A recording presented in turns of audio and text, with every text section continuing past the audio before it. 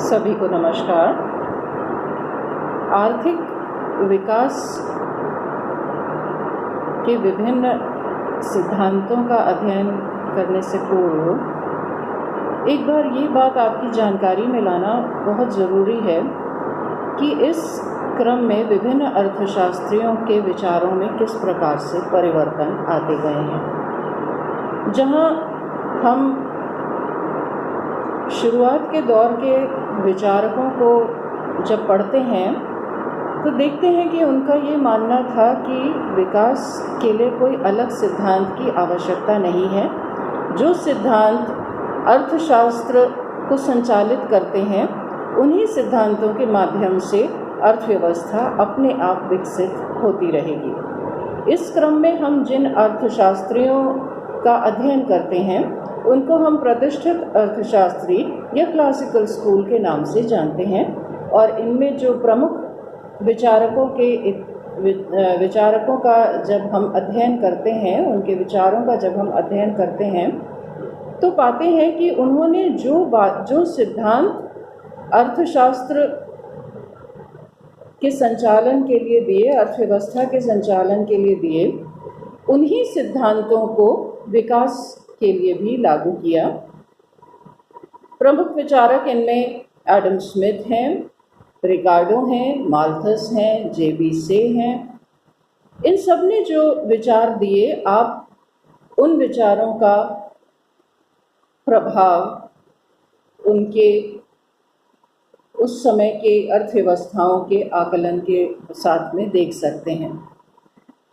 निश्चित तौर पर तब की आर्थिक व्यवस्था इतनी जटिल नहीं थी जितनी आज हो चुकी है।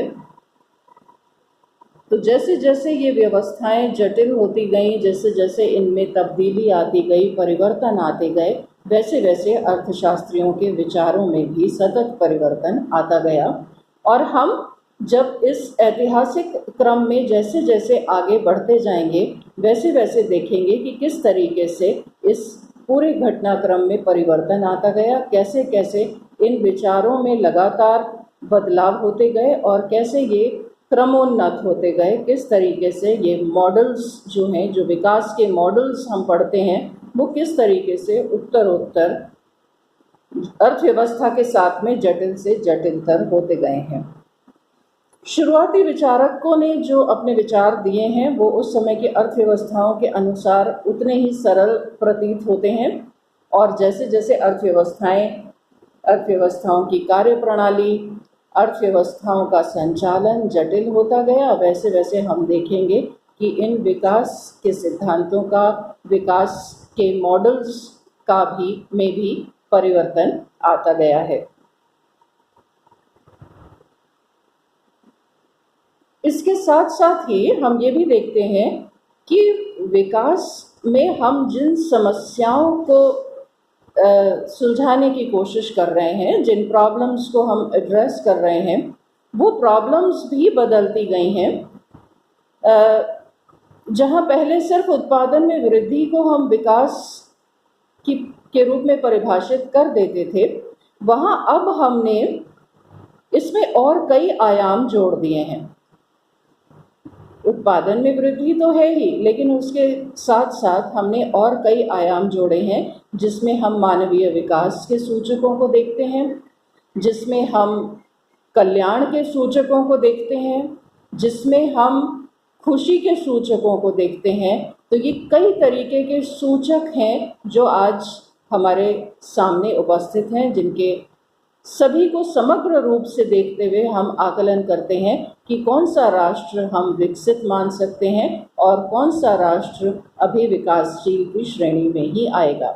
यहाँ मैं एक बात और आपको साफ कर देना चाहूँगी कि पूर्ण रूप से अविकसित कोई राष्ट्र नहीं है और उसी प्रकार से पूर्ण रूप से विकसित भी कोई राष्ट्र नहीं है, क्योंकि विकास की संभावनाएं जितनी विकासशील राष्ट्रों में मौजूद हैं, उतनी ही संभावनाएं विकसित राष्ट्रों में भी और आगे जाने के लिए मौजूद हैं।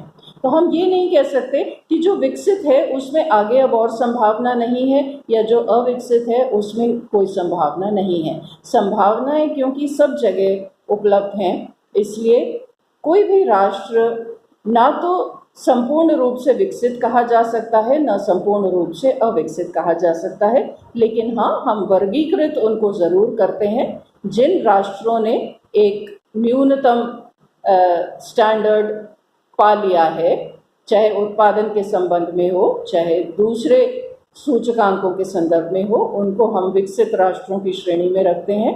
और जो उस न्यूनतम से अभी पीछे हैं, नीचे हैं, उनको हम विकासशील की श्रेणी में रखते हैं। तो संभावनाएं सब में है और उत्तरोत्तर विकास सभी अर्थव्यवस्थाओं में होता जा रहा है। तो जैसे जैसे विकास हो रहा है वैसे वैसे हम देखते हैं कि और ज़्यादा विकास की संभावनाएं भी खोजी जा रही हैं। इसके साथ साथ जो मैंने विभिन्न सूचक अभी आपको बताए, जिनको कि मैं लेटर स्टेज पर आपको और डिटेल में एक्सप्लेन करूंगी, उसके साथ साथ एक और जो विचार बहुत प्रबलता के साथ में हम देख रहे हैं कि आज की अर्थव्यवस्थाओं के सामने है, आज के राष्ट्रों के सामने है, वो है सुदीर्घ विकास। यानी ऐसा विकास जो कि आज तो प्राप्त हुआ लेकिन कल खत्म हो जाए, ऐसा विकास किसी हमारे जो पर्पस है उसको पूरा नहीं करता है। तो हमें ये भी देखना होगा कि आज हम जिस स्तर को प्राप्त कर रहे हैं, आगे आने वाले दिनों में भी हम उसी स्तर को कायम रख सकें। क्योंकि अगर आज हमने जो चीज़ अटेन की है, कल अगर हम उससे स्लाइड होकर नीचे आ जाते हैं तो हम विकसित नहीं कहलाते। विकसित तो छोड़िए, हम वृद्धि, आर्थिक वृद्धि के दायरे में भी नहीं आते हैं। आर्थिक वृद्धि में भी एक सतत विकास का होना ज़रूरी है, सतत वृद्धि जो है वो आवश्यक है। तो ये देखना बहुत ज़रूरी है कि आज हमने जिन संसाधनों की खोज की है, उनका हम जिस तरीके से दोहन कर रहे हैं, उपयोग कर रहे हैं, वो आगे भी हमारे पास में रहें, आगे आने वाली पीढ़ियां भी उसका उपयोग कर सकें, यह भी उतना ही आवश्यक है। तो हमें ये भी देखना है कि हम अपने संसाधनों को पूरी तरीके से ख़त्म ना कर दें, जो हमारे संसाधन हैं वो बचे रहें और संसाधनों से का जो हम उपयोग कर रहे हैं वो आगे आने वाली पीढ़ियों के लिए भी बचा रहे। इसको हम सुस्थिर विकास, सुदीर्घ विकास या संधारणीय विकास कहते हैं। तो ये एक नया कॉन्सेप्ट इकोनॉमिक डेवलपमेंट में सामने आया है, जिसे सस्टेनेबल डेवलपमेंट कहते हैं। यानी हमने विकास का जो क्रम आज प्राप्त किया है, जो स्तर आज प्राप्त किया है, कल उससे नीचे नहीं आना है।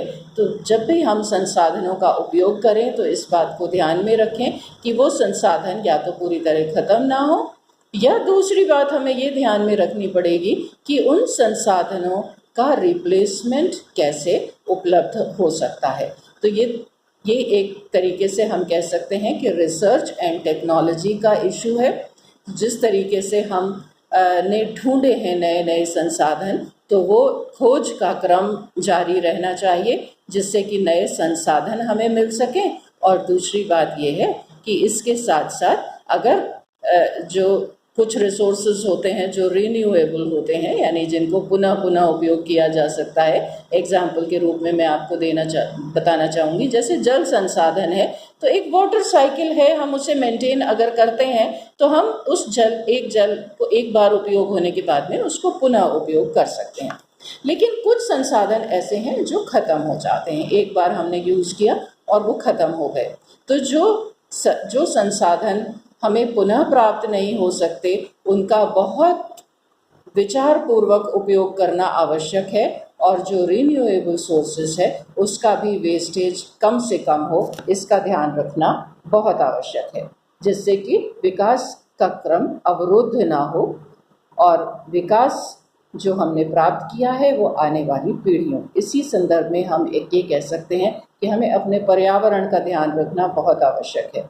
अगर हम पर्यावरण को नुकसान पहुंचाते हैं तो जो भी विकास हम आज प्राप्त कर रहे हैं वो आने वाले समय में नहीं मिलेगा, साफ हवा तक नहीं मिलेगी। आप और बातों को तो जाने दीजिए। और आप जानते हैं आज के इस कोविड एरा को देखते हुए कि किस तरीके से साफ हवा होने के बावजूद हम सब लोग मास्क लगा करके घूम रहे हैं और इस खुली हवा में सांस नहीं ले पा रहे हैं। तो इस तरीके की परिस्थितियों से कैसे बचा जाए, इसके भी तरीके हमें ढूंढने होंगे। तो आप देख सकते हैं कि विकास का जो क्रम है वो किस तरीके से हम सस्टेन्ड रखें, किस तरीके से हम अपने पर्यावरण को बचा के रखें, किस तरीके से हम अपने समस्त जनसंख्या को विकास से होने वाले लाभों को वहाँ तक पहुँचा सकें। ये सभी जो कंसर्न्स हैं ये विकास के अर्थशास्त्र के क्रम में ही आते हैं।